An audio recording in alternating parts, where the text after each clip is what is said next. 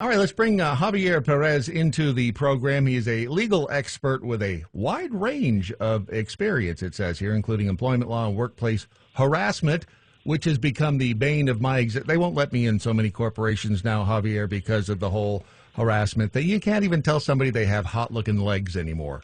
That seems to get people upset, right? Yeah, we are in a different era now. I'd agree with that.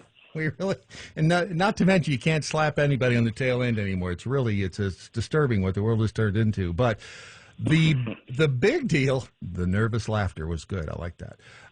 The big deal is that, we learned many years ago that, our grandparents told us never to discuss religion or politics at the dinner table, and probably wasn't a good idea to do in the workplace. And now it's become something of a problem, has it not? I think so, and kind of the tough part about it is the law is not really much help. Really? It is a kind of a thorny subject matter, and as you were talking about, not discussing politics, religion, or sex in polite company or at the dinner table, I think people are doing that at their own risk in the workplace. Yeah, I would agree with you. See, here's where it gets weird for me, because I've been in the radio and television business for so long, and the fact that it's a different environment in a TV studio or at a radio station, generally speaking. But I know people who have worked in corporate America, and it is a nightmare when you say the wrong thing. What is hold on a second. What's the percentage here, the stat? 45% of employees believe their political opinions could hurt their chances at a promotion or change their manager's opinion of them. Yeah, I mean, I know it sounds hard to believe, but I think that's a well-founded fear because your political affiliation, your beliefs, your commentary about the politics of the day are not a protected basis for you at work, from getting fired, getting written up, getting demoted. None of those things are you protected from on a political basis. All right, so you got First Amendment protections, free speech, but that does not mean that that does not mean your speech is protected against getting fired, essentially. That's correct. So the First Amendment, of course, is your right to free speech with respect to the government, but in a private employer, you don't have any First Amendment protection. And even public employees, that is kind of not as clear-cut as you would think. And folks can be let go for political beliefs, even if they work for, local government in most cases.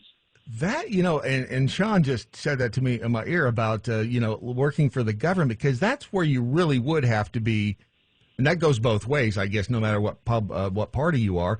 But it depends on the party in power. If you work for, I don't know, pick a department, and you like the previous administration, it was a different color, it's probably, again, best to keep it to yourself.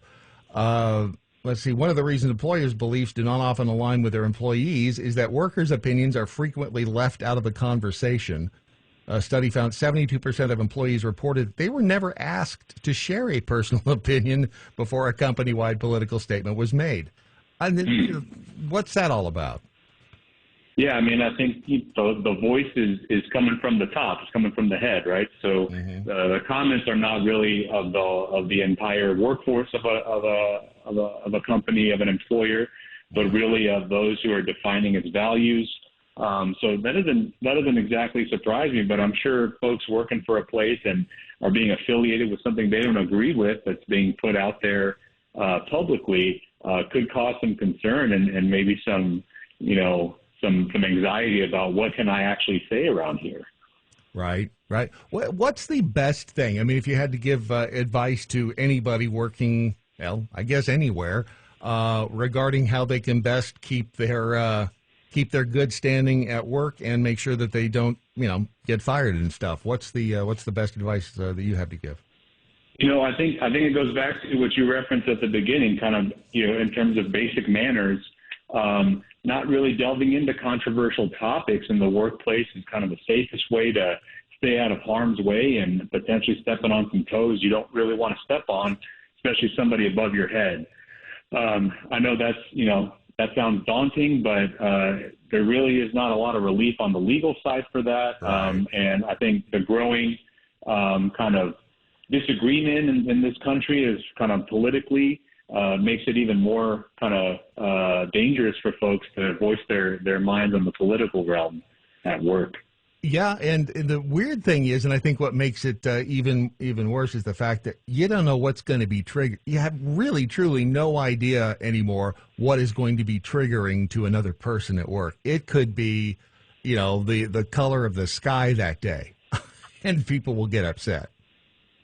Yeah, that's true. I mean, there really is kind of no way to know what's going on behind someone's eyes and that sort of thing. But certainly, controversial topics of the day, political topics of the day are dangerous topics to kind of wade into those waters, especially if you're not sure where the other person stands. Right. So best idea is to avoid the obviously crazy, use common sense, and if you see anybody that you're working with and they have the crazy eyes, just don't talk to them at all. Well said. That's right. I agree with that. There you go. Javier Perez. Your website is javierperezlaw.com, and appreciate the advice this afternoon. Have a great rest of the day. You too. Thanks for having me.